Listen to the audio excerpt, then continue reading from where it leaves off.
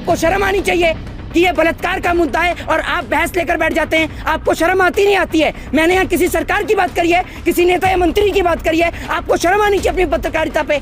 किसी बेटी के साथ, किसी बहन के साथ बलात्कार होता है और आप जाके, आप जैसे पत्रकार हंस के दिखाते हैं, लाल किले पे खड़े होकर भाषण देते हैं या फिर कह लीजिए झूठ बोलते हैं, तभी इस देश के अंदर इस प्रकार की बात होती है। प्रधानमंत्री जी महिला सुरक्षा की बात करते हैं। जो बलात्कारी था कुलदीप सिंह सेंगर, जो आपकी पार्टी का एमएलए था, वो आपकी पार्टी का एमएलए एक महिला के साथ बलात्कार करता है। प्रधानमंत्री जी बोलते हैं करोड़ों रुपए की गर्लफ्रेंड, ये भूल जाएंगे लोग। मैं कहता हूं कि बलात्कार चाहे मौलाना की बेटी के साथ हुआ हो, चाहे बलात्कार पंडित की बेटी के साथ हुआ हो, बलात्कार बलात्कार होता है। आंखों के अंदर एक एक्टर को भी रोने के लिए ग्लिसरीन की आवश्यकता होती है। प्रधानमंत्री मोदी जी बिना ग्लिसरीन के रो जाते हैं। प्रधानमंत्री पद की रिस्पेक्ट करता हूं और प्रधानमंत्री से मेरी कोई पर्सनली दुश्मनी नहीं है। प्रधानमंत्री जी से मेरा कोई घर नहीं चलता है, आपका घर चलता है, इसलिए आपकी पर्सनल रिश्तेदारी है। मेरी बात सुन लीजिए, हमारा घर चलता है। जब कुत्ते की पूंछ पे पाँव रखा जाता है ना, तो कुत्ता भी ऐसे ही चिल्लाता है। मेरी क्या गलती थी, मेरा क्या कसूर था? मटके में था पानी भरा, प्यासा मैं जरूर था। मेरी तो मजबूरी थी, प्यास से मजबूर था। निकृष्ट सोच वालों को भी ये पता जरूर था, ना सोचा मार पड़ेगी, इस सोच से मैं दूर था। मेरी क्या गलती थी, मेरा क्या कसूर था? क्यों प्यास मुझे लगी, क्या यही मेरा कसूर था? टीवी 10 भारत, सच की ताकत।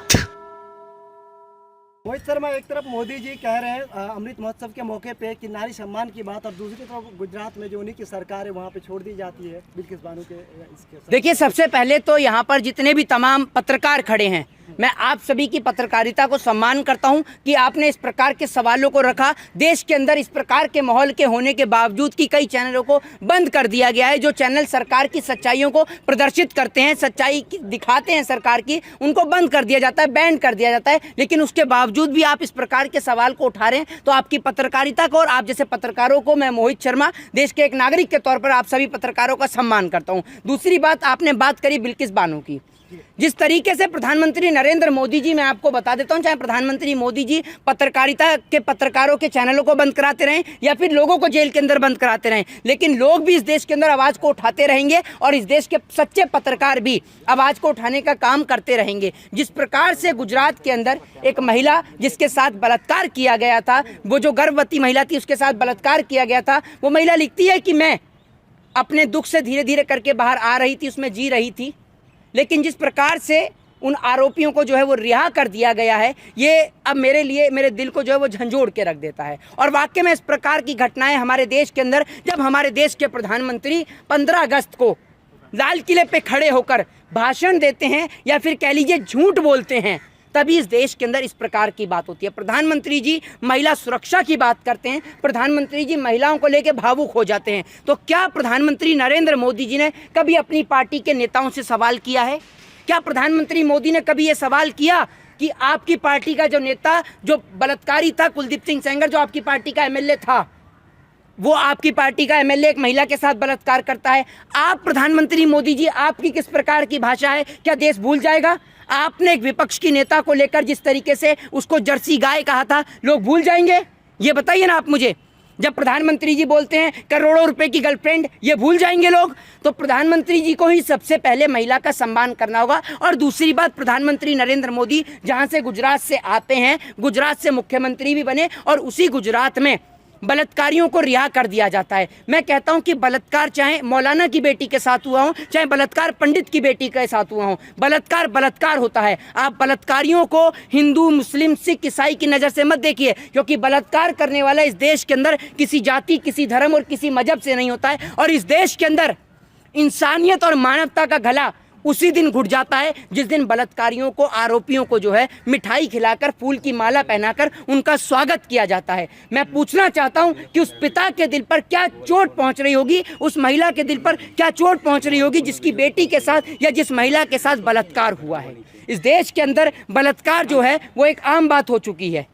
इस देश के अंदर बलात्कारियों को सजा नहीं होती है। इस देश के अंदर बलात्कार करने वाले, महिलाओं के साथ छेड़छाड़ करने वाले पार्टियों के एमएलए होते हैं, पार्टियों के नेता होते हैं। महिलाओं के साथ बदतमीजी करने वाले लोग जो होते हैं, उन्हों का संबंध कहीं ना कहीं पार्टी से होता है। और आप महिला से बात करते हैं, महिला की बात करते हैं। आपको हाल ही में पता होगा कि असम के अंदर आपकी पार्टी का जो एक कार्यकर्ता है या कह लीजिए आपकी पार्टी का जो एक नेता है वो चकला चलाते हुए पकड़ा जाता है। आप इस बारे में क्या कहेंगे? इस सवाल का आप जवाब देंगे प्रधानमंत्री मोदी जी? आप महिला शक्ति की बात करते हैं ना, महिला सुरक्षा की बात करते हैं। आप मुझे ये बता दीजिए कि अब तक आपके कार्यकाल के दौरान 2014 से लेकर अब तक कितनी महिलाओं को पूर्णतः इंसाफ मिला है? क्या हुआ हाथरस के अंदर जब एक बेटी के साथ बलात्कार हुआ? इतनी दर्दनाक घटना, इतनी निंदनीय घटना कि शव को भी जला दिया जाता है। गुजरात के अंदर बिल्किस बानो के साथ बलात्कार होता है। पूरे देश को ये तस्वीरें, ये खबरें दहला के रख देती हैं, पूरे देश को हिला के रख देती हैं कि आज जब हम चांद की ओर जाने की बात करें, चांद पे बढ़ने की बात कर रहे हैं, उस समय हमारे देश के अंदर महिलाओं के साथ बलात्कार होता है। और प्रधानमंत्री मोदी जी,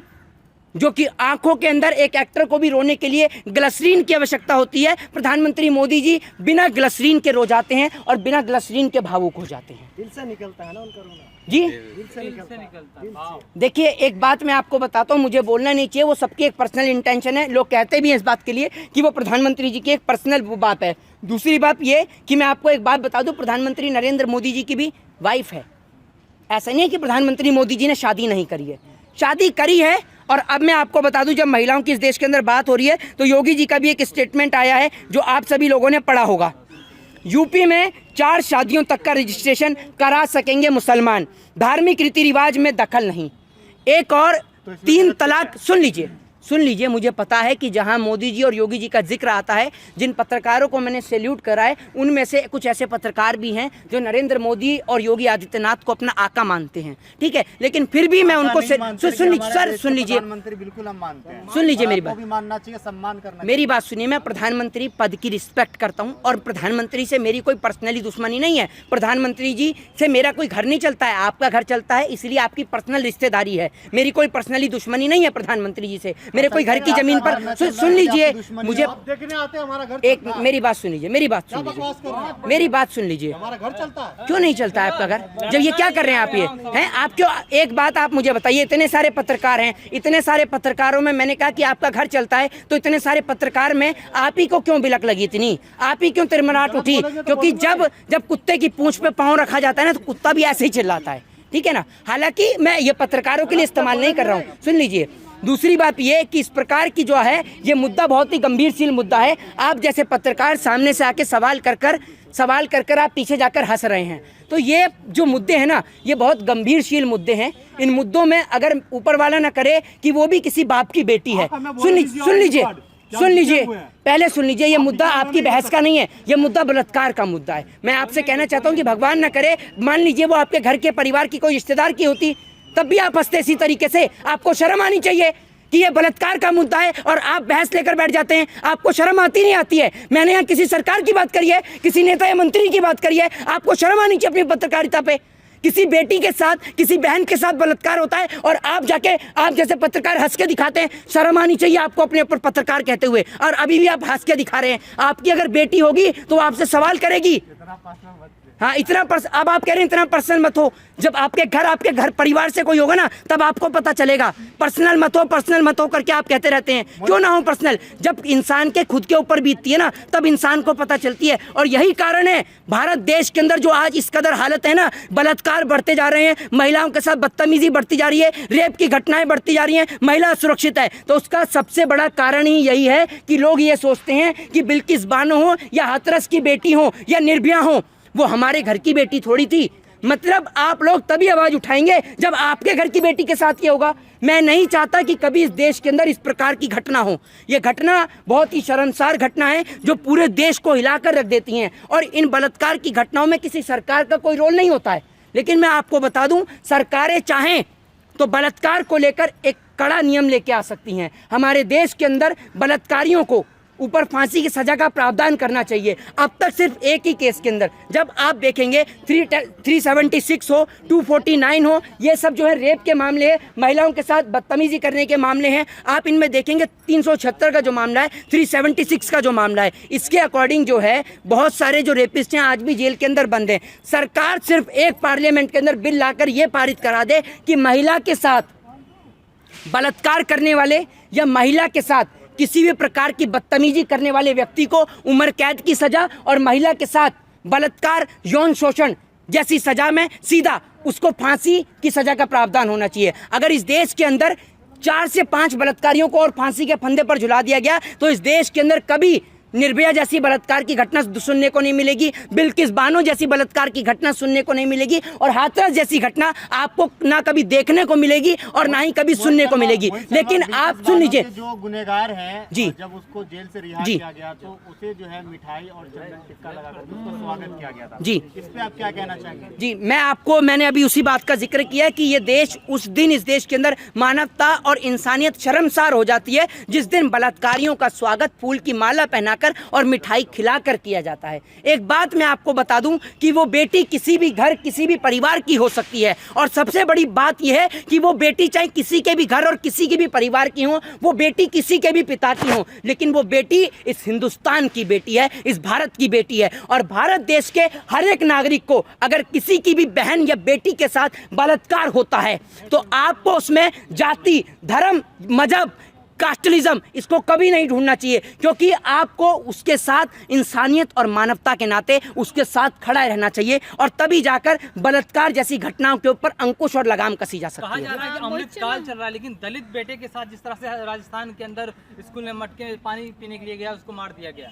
देखिए, मैं आपको बता दूं, आज भी जब हम बात करते हैं कि we are living in a 22 century की 22वीं सदी के भारत में, 21वीं सदी के भारत में आज भी हमें इस प्रकार की घटनाएं सुनने को मिलती हैं। इंद्र मेघवाल जो कि राजस्थान के जालौन की घटना है, ये घटना इस प्रकार की घटना है जो पूरे इंसानियत को हिला देती है कि एक शिक्षक इस प्रकार की हरकत भी कर सकता है। एक शिक्षक जिसके हाथ में इस देश का भविष्य है, एक शिक्षक जिसको समान नज़रों से अपने सभी स्टूडेंट्स को, अपने सभी छात्रों को देखना चाहिए। क्या उस बच्चे की गलती सिर्फ इतनी सी थी कि उस बच्चे को प्यास लग गई थी? ये आप मुझे बताइए। इस देश के अंदर जिस प्रकार की घटनाएं हो रही हैं ये पूरे देश को हिला के रख देती हैं। उसके भी जो है कई ऐसे वीडियो सामने हैं जिसमें कि वो एक तरीके से प्रोपेगेंडा बताया जा रहा है कि मटके से पानी पीने की वजह से बच्चों को मारा गया था। दरअसल मुद्दा कुछ और था।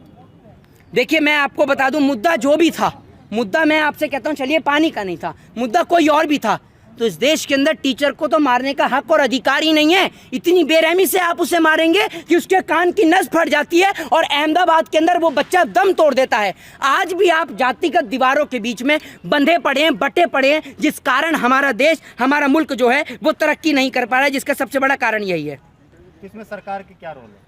देखिए, मैं आपको बता देता हूँ, इसके लिए मैं 4 पंक्ति पढ़ना चाहूँगा कि मेरी क्या गलती थी, मेरा क्या कसूर था, मटके में था पानी भरा, प्यासा मैं ज़रूर था, मेरी तो मजबूरी थी, प्यास से मजबूर था, निकृष्ट सोच वालों को भी ये पता ज़रूर था, ना सोचा मार पड़ेगी इस सोच से मैं दूर था, मेरी क्या गलती थी, मेरा क्या कसूर था, क्यों प्यास मुझे लगी, क्या यही मेरा कसूर था?